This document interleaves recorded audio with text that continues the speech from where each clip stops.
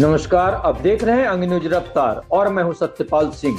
संसद कार्यालय में चोरी से मचा हड़कंप। सरकारी गार्ड की पिस्टल गायब होने की चर्चा से उठे सुरक्षा पे सवाल। तिलकामांझी थाना क्षेत्र स्थित अजय मंडल के कार्यालय में हुई चोरी की घटना ने सुरक्षा व्यवस्था पर कई सवाल खड़े कर दिए। चोर कार्यालय से महत्वपूर्ण दस्तावेज, कंप्यूटर और सीसीटीवी का डीवीआर लेकर फरार हो गया। वहीं अब सरकारी गार्ड की पिस्टल भी गायब होने की चर्चा मामले को और भी गंभीर बना दिया।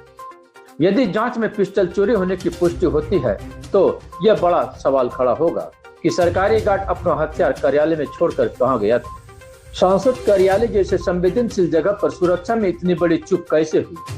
पुलिस मामले की हर पहलू पर जांच में जुटी हुई है और चोरी के पीछे कारणों का पता लगाने का भी प्रयास कर रही है। अब देखना होगा कि जांच में क्या तथ्य सामने आते हैं और इस पूरे मामले में जिम्मेवारी किसकी तय होती है। ऑफिस मेरा Tilkamanjhi Hatia road bank colony मकान नंबर 6 शास्त्री भवन में चलता था।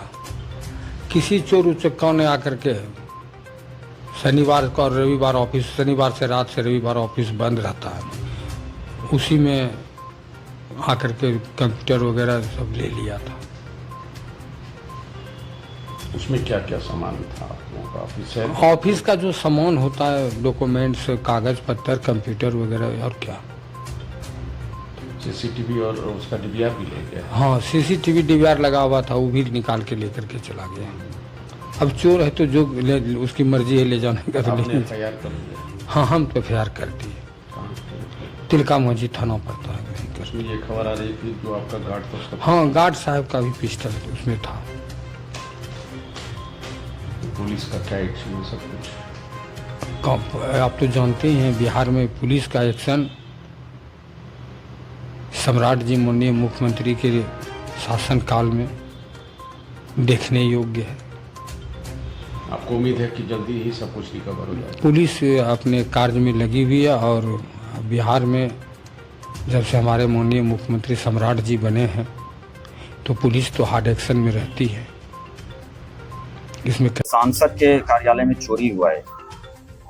देखिए, सांसद के कार्यालय में चोरी हुआ है, यह जो है चोरों ने प्रशासन को चुनौती देने का कार्य किया है और अभी वर्तमान में मुख्यमंत्री श्री सम्राट चौधरी जी हैं और यह जो चोरों ने चोरी करने का कार्य किया है माननीय सांसद महोदय के यहाँ 24 घंटे के अंदर में वो सभी चोर सलाखे के पीछे रहेंगे।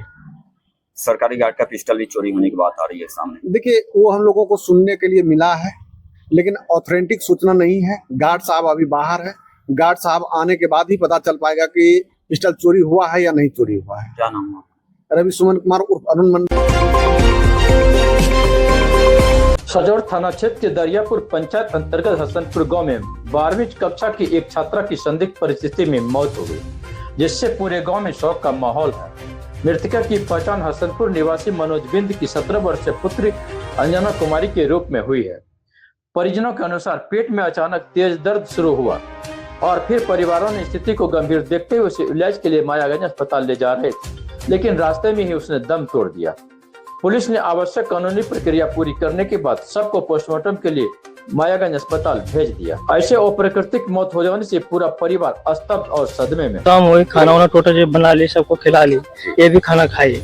उसके बाद अचानक उल्टी हुआ। उल्टी होने के बाद बोला कि पेट में दर्द है। उसका पेट में अचानक से बेहोश सा करने लगी। हम लोग डॉक्टर के यहाँ ले गए, बोला कि इसको सलाइन चढ़ा दो, फिलहाल ये ठीक हो जाएगी। तो हम लोग सोचे कि यहाँ क्या लेके बड़े डॉक्टर के लेके जाते हैं। आधा रास्ता आते आते इसका आँख मुँह सब, घर से आप लोग 3 किलोमीटर दूर आधा निकल गए। वहाँ आते आते उसके बाद आँख मुँह सब बंद हो गया, सांस सब हो गया। वापस घर लेके गए।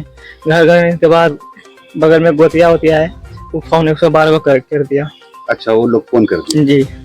उसके बाद पुलिस वाले आए, वो अपना जमा किए, बोला कि इसको मायागंज लेके जाओ, वहाँ इलाज करा। जो मर चुकी थी पहले, बिना कोई जांच पड़ताल के डायरेक्ट पोस्टमार्टम के लिए भेज दिया? जी। पुलिस भी आप लोगों की बात नहीं। किस क्लास में पढ़ती थी? बीए में।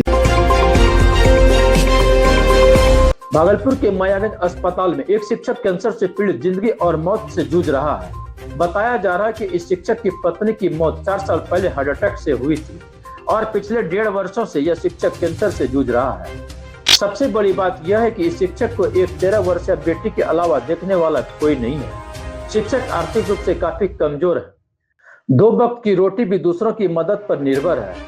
वहीं पीड़ित शिक्षक के शिष्य और समाज सेवी मदद के लिए अब सामने आए हैं। जहां आर्थिक मदद करने के लिए शिक्षक और समाज सेवी रोशन कुमार ठाकुर पहुंचा है, पर अब सवाल यह उठता है कि सरकार स्वास्थ्य सेवा बढ़ाने की तमाम दावे पेश कर ले, पर इस मरीज की स्थिति देखकर अब यह लगने लगा है कि सरकार को स्वास्थ्य सेवा पर और भी ध्यान देने की जरूरत है। मुझे कल सोशल मीडिया से जानकारी मिला कि हमारे केशव सर को जो है कैंसर पीड़ित जो बहुत मतलब 1-2 सालों से है, और सोशल मीडिया के द्वारा ही हमको जानकारी मिला।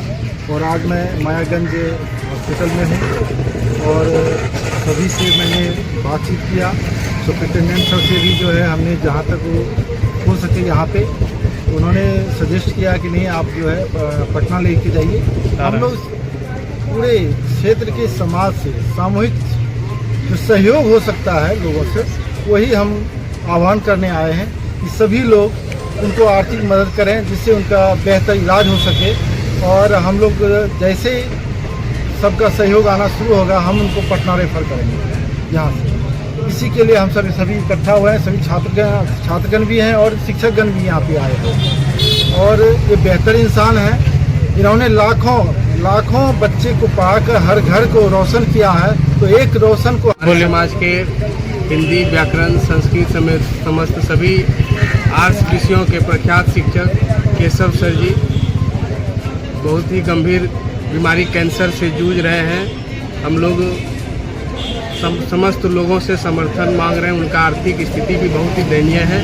तो चाह रहे हैं कि सब लोग का सामूहिक प्रयास से उनका जीवन को स्वस्थ किया जाए, आयु को लंबा किया जा सकता। अगर हम लोग प्रयास करते हैं तो उनके जीवन में एक नया दौर शुरू हो सकता है, क्योंकि बहुत ही गंभीर स्थिति से गुजर।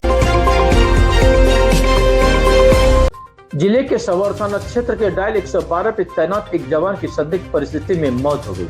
मौत की खबर सुनते ही पुलिस महकमे में शोक का लहर दौड़ गई।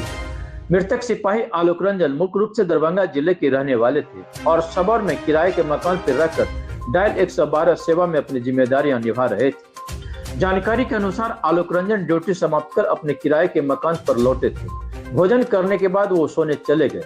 सुबह जब उनके सहकर्मियों ने ड्यूटी के लिए जगाने का प्रयास किया तो कमरे के अंदर से कोई प्रतिक्रिया नहीं मिली। कई बार आवाज लगाने और संपर्क करने के बाद भी जब कोई जवाब नहीं मिला तो सहकर्मियों की चिंता बढ़ गई।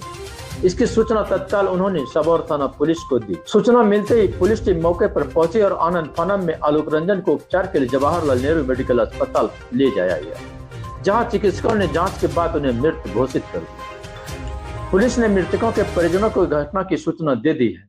परिजन दरभंगा से भागलपुर के लिए रवाना हो चुके हैं। DSP law and order Navneet Kumar ने बताया कि प्रारंभिक जानकारी के अनुसार सिपाही रात में खाना खाने के बाद सोए थे और सुबह नहीं जगे। मौत के कारणों को लेकर अभी तक कुछ भी स्पष्ट नहीं कहा जा सकता है। पोस्टमार्टम रिपोर्ट आने के बाद ही वास्तविक कारणों का खुलासा हो सके।